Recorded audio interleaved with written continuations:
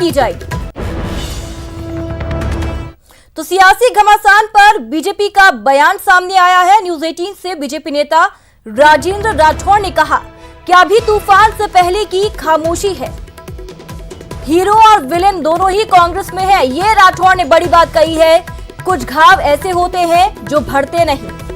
तो आप देख सकते हैं इस बयान के जरिए तंज भी कसते हुए राजेंद्र राठौड़ यहां पर दिखाई दिए।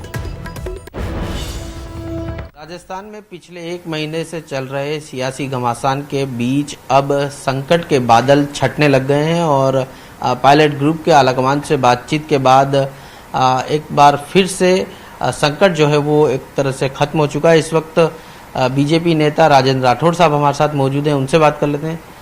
सर, पूरा घटनाक्रम का पटाक्षेप हो गया है, आप किस प्रकार सोचते हैं इसे? इस पूरे राजनीतिक घटना चक्र के इस हाई प्रोफाइल ड्रामे में पटकथा लिखने वाले भी कांग्रेस पार्टी के नेता, इसमें हीरो और विलियन वो भी कांग्रेस के लोग, और इसमें किरदार के रूप में आलाकमान की जो भूमिका थी वो भी कांग्रेस की। इस हाई प्रोफाइल ड्रामा में का पटाक्षेप जरूर हो गया, परंतु अब भी तूफान से पहले की शांति है।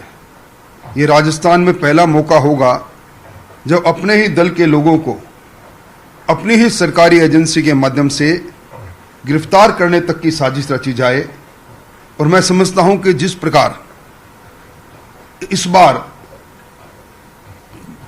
सरकार के मुखिया ने अपने कुनबे को ढहते हुए देखा है, आलाकमान की दखलंदाजी के बाद राजस्थान की राजनीति के अंदर दिल्ली अब पहले से ज्यादा मजबूत होकर उभरी है।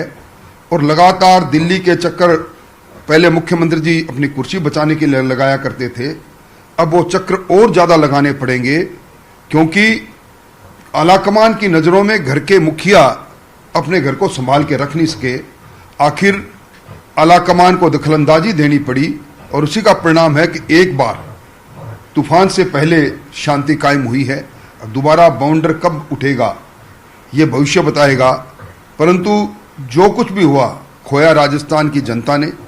7 करोड़ जनता टुकर टुकर देखती रही, कोरोना का कहर टूटता रहा, टिड्डी का आक्रमण होता रहा, इंद्रदेव नाराज होने के कारण से सूखे की तरफ राजस्थान बढ़ता चला गया, मूक बगीर बच्चों की इज्जत लूटती चली गई, सरकार अलमस्त रही और वो भी 5 सितारा होटल के अंदर अपने खुद के संघर्ष में।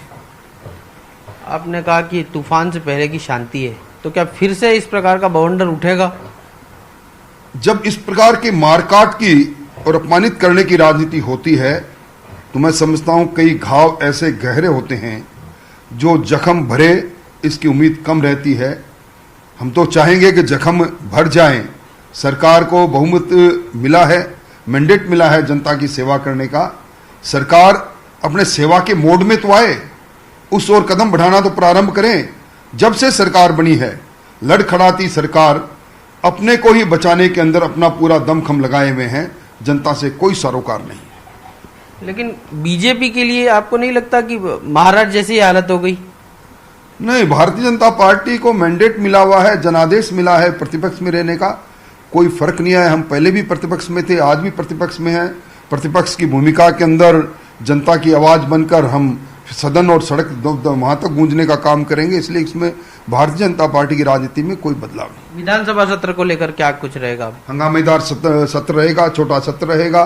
टूटी हुई सरकार वापिस जुड़ी है, मन टूटे हुए लोगों के सामने हम लोग उनका मुकाबला करेंगे। मैं समझता हूं कि समस्याओं का अंबार है और सरकार समस्याओं का उत्तरदेही हम चाहेंगे।